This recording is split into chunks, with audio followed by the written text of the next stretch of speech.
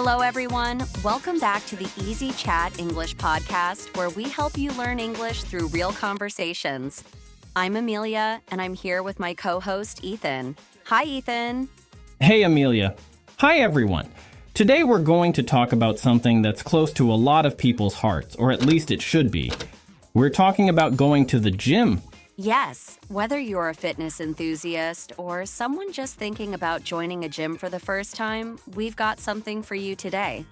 We'll share our personal stories, the ups and downs of our gym experiences, and some tips on how to make the most out of your workouts. Plus, we'll introduce some important fitness vocabulary along the way. Absolutely. And by the end of today's episode, we hope you feel more comfortable talking about fitness in English, and maybe even a bit more motivated to hit the gym yourself. Let's kick things off by talking about our very first time at the gym. Do you remember yours, Ethan? Oh, do I ever? My first time at the gym was pretty intimidating. I was so nervous I walked in and felt like everyone knew exactly what they were doing except for me. You know, there were all these complicated machines, and I didn't even know where to start.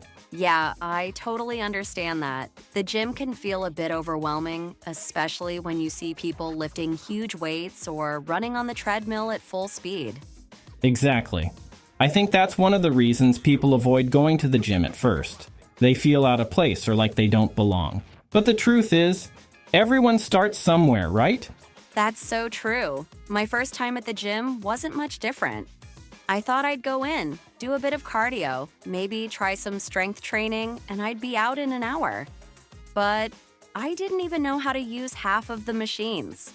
Haha. Oh, I've been there. I remember trying to figure out how to use the leg press. I must have looked so confused that someone came over and asked if I needed help. At least they offered. I was too embarrassed to ask for help, so I just stuck to the machines I could understand. But honestly, that's how you learn. You just have to keep going back, and slowly, things get easier. Exactly. You learn to warm up, to stretch, and over time you develop confidence. So for anyone listening who's thinking about going to the gym for the first time, don't worry, it gets better. And everyone there was a beginner once too. So, after those initial experiences, how did you go about building a regular gym routine? It took a while, honestly. At first, I wasn't very consistent. I'd go once or twice a week, then skip for a month, but eventually I realized that the key to success is consistency.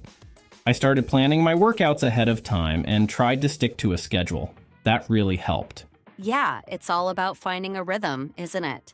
For me, I had to figure out what exercises I enjoyed. If you don't enjoy what you're doing, it's hard to stay motivated. I found that I really liked doing weightlifting and cardio, so I created a schedule. Mondays and Wednesdays were for weights, and Fridays were for cardio. That's a good mix. I also found it important to balance things out. I would do 3 sets of reps for each exercise, focusing on different muscle groups on different days. And of course, I always made sure to cool down and stretch after my workouts to prevent injury. Yeah, the cool down is so important. I used to skip it, and I paid the price with sore muscles the next day. Now, I always make sure to take at least 10 minutes to stretch after my workout. Exactly.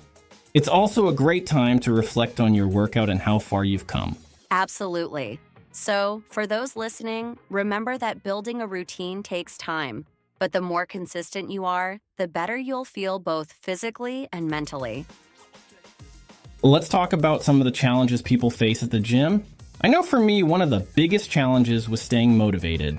Oh, I totally get that. Some days it feels impossible to get yourself to the gym, especially after a long day at work. Yeah, exactly. And then there are times when you hit a plateau. That's when you stop seeing progress, even though you're working just as hard. It can be really frustrating. I've been there too. I remember working out for months and feeling like I wasn't getting stronger or faster. It was discouraging, but that's when I realized the importance of mixing things up. Trying new exercises or changing your routine can help break through that plateau. That's a great point. And sometimes the challenges aren't just physical. I've dealt with an injury before, and that really set me back. I had to be patient and take time to recover. It's tough because you feel like you're losing all your progress, but your body needs time to heal. That's so true. It's important to listen to your body. You don't want to push yourself too hard and make things worse.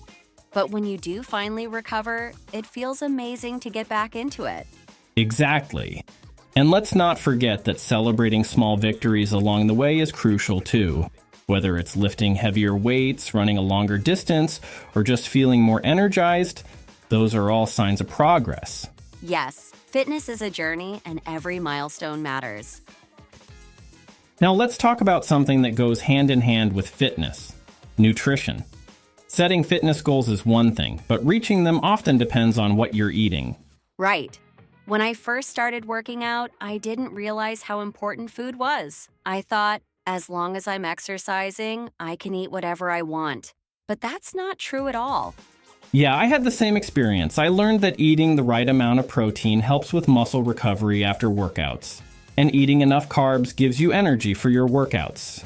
Absolutely. And it's not just about food either. I started using supplements, like protein shakes, to help meet my fitness goals. But it's important to remember that supplements should never replace real food. Exactly. Supplements are just that, a supplement to your diet. The key is balance. If you're working out regularly, you need to fuel your body properly with nutritious foods. Let's switch gears for a moment and talk about group classes versus solo workouts. Do you prefer working out with others or on your own? Honestly, I love both for different reasons. When I'm in a group class, I feel more motivated because I'm surrounded by other people who are pushing themselves. Plus, the instructor is there to guide you through the workout.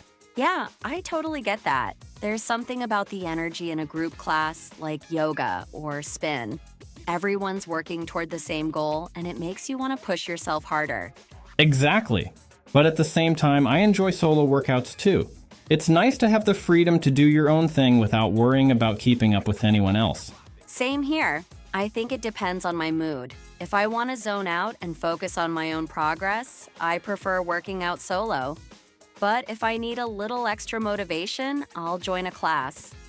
That's a great way to balance it. Whether you're in a group or working solo, the important thing is to keep moving.